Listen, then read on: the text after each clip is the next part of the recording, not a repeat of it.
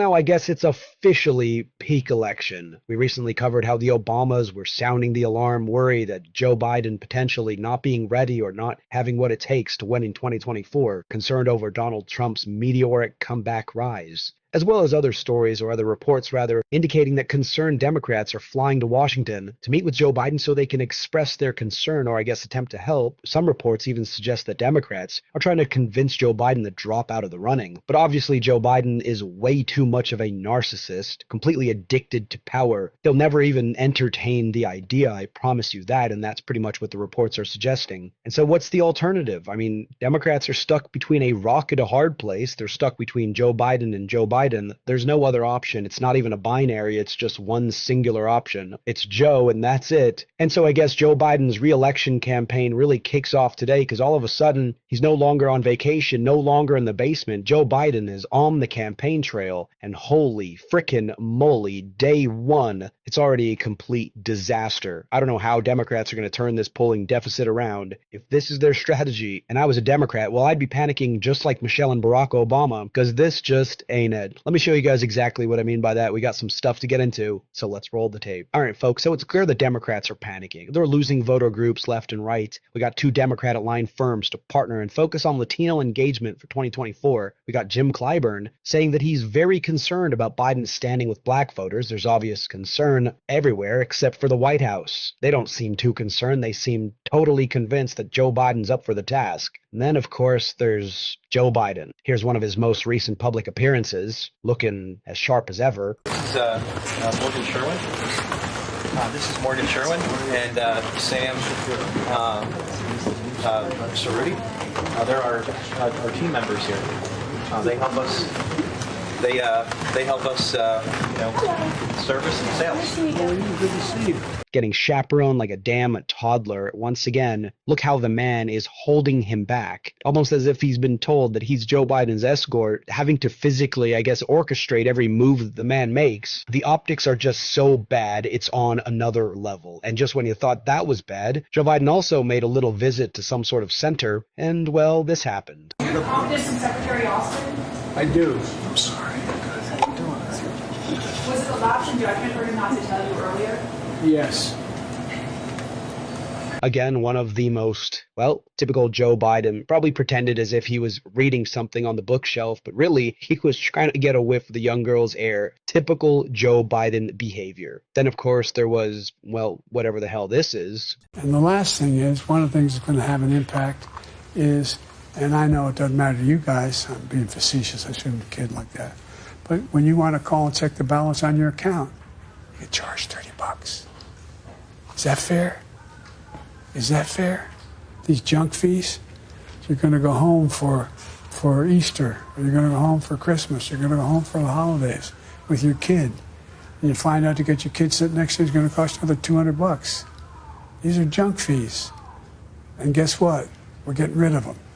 Now, maybe I'm the one who's clueless here, and maybe Joe Biden knows something that I don't know because, well, I haven't phoned in to check my balance. Literally ever, we have what's called the internet and banking apps. That seems kind of ridiculous, right? The banks aren't charging people $30 to check their balance in junk fees. But honestly, even if it was true, the way Joe Biden's explaining it, the way he's saying it, again, the optics are just horrible. He looks like a confused, lost puppy as per usual. I mean, that seems to be his general state. Take a look at any video footage from his trip in Pennsylvania where he's interacting with human beings. You see a regular human being attempting regular human being interaction, and then Joe Biden failing to meet that basic standard. That salon got a permit through the state. She's doing gangbusters. And, by the way, an unbelievable influence.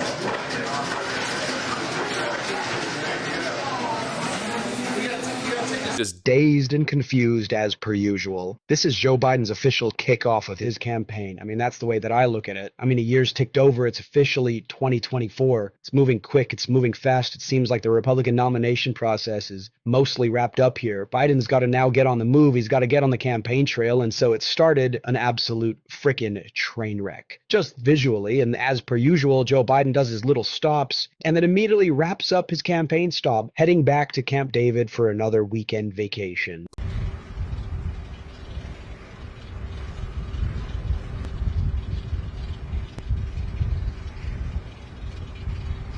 Well, bye, Joe. It was nice seeing you. Have fun soaking up the sun and falling off your bicycle. I guess that wraps it up. How is this guy president? How did this guy win the last election campaigning like this? It's absolutely insane. He's got to be the most carried politician on planet Earth. Without the media doing his bidding, without the media propping him up and engaging in non-stop fake news, whether lying outright or lying by omission, without the media, a Joe Biden presidency would never exist. If you leave this guy to do his own thing, it's literally train wreck after train wreck. They still haven't gotten the message on the whole Bidenomics thing. Again, let's reiterate the exact same context. We know where gas prices are at. We know where interest rates are at, grocery prices. Americans are feeling a serious financial squeeze. It's a tough economy out there for pretty much everyone unless you're like Jeff Bezos. Yet Joe Biden, again, when left to his own devices, he still doesn't get it. You've got the best economy of any economy in the world right now. And that literally is true. But people turn on the television, and what do you hear? Everything's negative.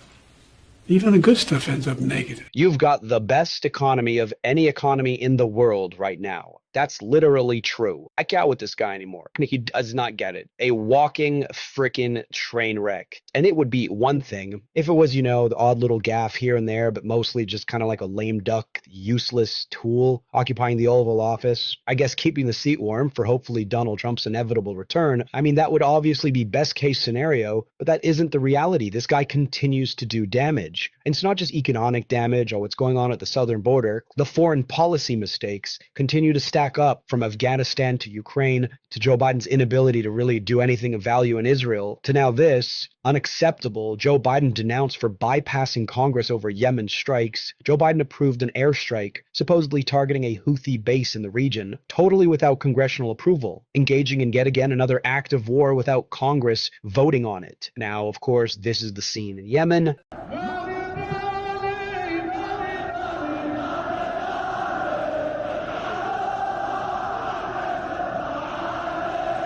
And so who knows what's going to happen now? Are we going to be target of a potential Houthi attack? Obviously, it isn't ameliorating things in the Middle East or the current difficult dynamic of dealing with Iran. And so it's all fun and games, haha, the president's a vegetable, until you realize the consequences. An absolute frickin' presidential nightmare. The worst president in modern American history, and it's not even frickin' close. Yet this guy's going on cable news shows and saying his economy is literally the greatest ever. What an absolute clown. The Joe Biden campaign has started. Phase number 1, complete and utter train wreck. And honestly, I'm just sitting here thinking to myself, I just really wish the media would do their damn job and report on this stuff. Because if they did, there was such thing as a Biden presidency ever.